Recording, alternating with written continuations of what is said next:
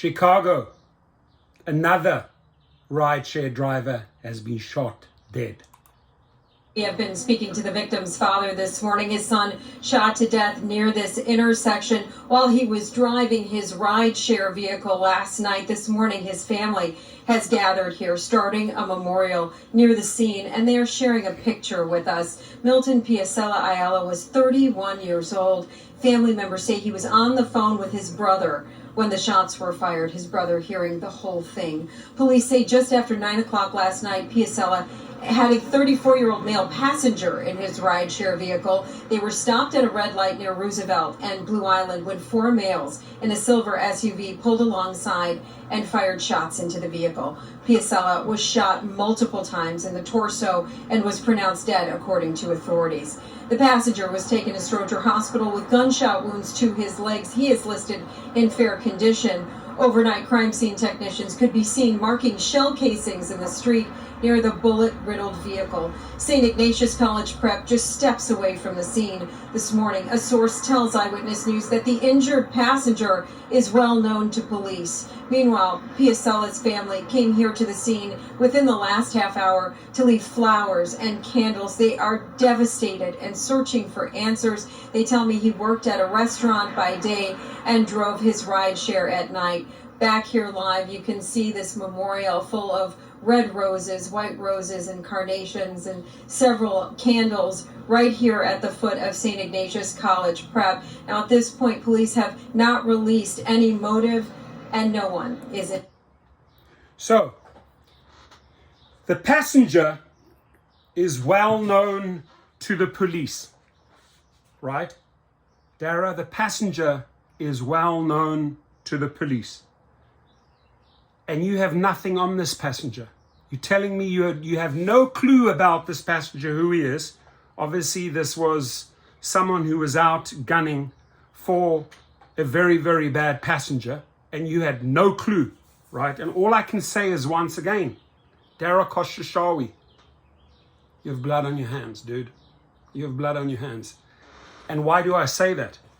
Because you are not fixing this problem. Now, ladies and gentlemen, how are we going to bring about change if a CEO whose entire body is covered in blood and will absolutely not spend a cent, right? Only motive for them, more money for the company, right? They will not spend a cent on safety. So here's what's going to happen come May the 1st, May Day. We are going to bring out a video, and I've discussed this with a very, very well-known CEO who also makes millions and just wants to stay anonymous. But he gave me some really, really good advice in the car.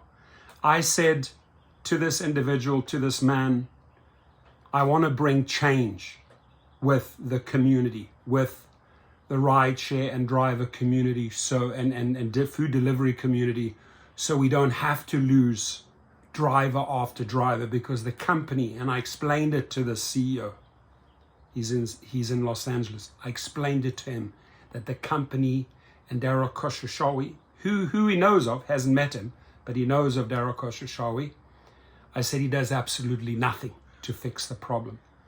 So he gave me some really, really good advice, and this is what we are going to set in motion on May the 1st.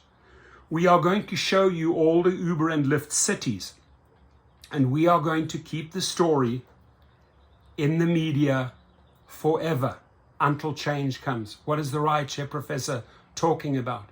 We're going to do city by city strike, right? We're going to coordinate probably 1 to 2 strikes every single week, so that every single week at an airport or at some well-known place within that city, there is a strike. And even if it means 20 or 30 or 40 drivers show up, the media will be there. Preferably airports. Why? Because I explain in the press release and all the emails we're going to be sending out to the media with my team here, I've asked and I'm being sponsored by activationhero.com, right? We are going to activate the heroes in each city. And even if it means we're going to get 20, 30, 40 people, doesn't mean we don't have to get all the drivers striking. We just need 30, 40, 50 people to show up at an event with the media so that they can interview the riders at airports and the drivers at airports or whatever location we choose. But every week we are going to do 1 to 2 strikes, and we are going to keep the story about the companies failing us on safety and failing us to actually pay us more money, and instead in feeding their greed. Those 2 big points, safety and earnings, safety and earnings, safety and earnings, week after week after week. We have a lot of cities to go through, my friends, right? And we're going to coordinate it that every single week the story stays in the media. Strike, strike, strike. And even if drivers wish to go out and drive on those specific days, we will at least have 40, 50 drivers with banners, etc., engaging with the media. This means we will keep the story in the media, if need be, for 52 weeks, for 104 weeks, if need be. Because guess what? We have a few hundred cities, right? So we can play this game for years. And I think that is one of the best ideas I've ever heard. And this comes from a heavy hitter, right? Who wishes to stay anonymous? Because if I would mention his name, right, I'm sure that people like Uber or Lyft or their legal departments would pick up the phone and say, what the heck are you telling this rideshare professor guy? I think it is powerful, right? And guess what? Drivers have started setting the ball in motion, but we're going to make them more frequent, right? Just remember, we had New York strike, New Jersey strike, another strike in LaGuardia, right? We had Pittsburgh, we had Denver, we have Atlanta coming up. We are going to keep these strikes week by week, 2 at least, right? And we're going to prep the media before, show up. Prep the media before, show up. City after city after city. We're going to highlight all the dates. Right, and we are looking for activation heroes in those cities. So if you are interested and you want to stay anonymous, but you are willing to show up at an airport and hold a banner or maybe speak to a reporter, right? It's very easy to grab the microphone or and stand in front of a camera and speak to a reporter, because the topics are very basic. Our brothers and sisters are dying, another one in Chicago, right? Companies are not doing anything about it. And they are taking our monies. They are charging the riders a fortune, and the riders will testify at the airports and that, right? We will remind the media they are charging the riders a fortune, and they're not paying the drivers, and they are failing to keep the drivers safe. This is another story, Dara Khosrowshahi, Gus Fultner, you have failed. You have blood on your hands. I've just shown you what you have. You have blood on your hands, and we are going to do this over and over and over and over. Week after week after week after week, until you can't handle it anymore. It's death by 1,000 media cuts, my friends, right?